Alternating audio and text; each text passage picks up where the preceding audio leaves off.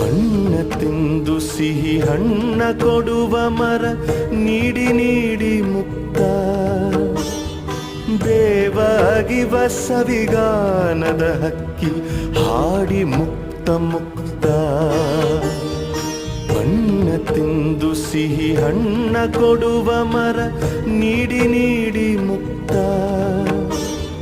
ಬೇವಾಗಿವ ಸವಿಗಾನದ ಹಕ್ಕಿ ಹಾಡಿ ಮುಕ್ತ ಮುಕ್ತ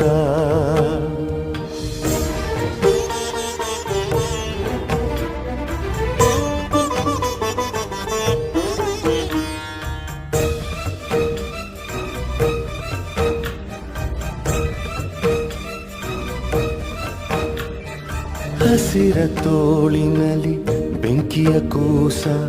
ಪೊರೆವುದು ತಾಯಿಯ ಹೃದಯ.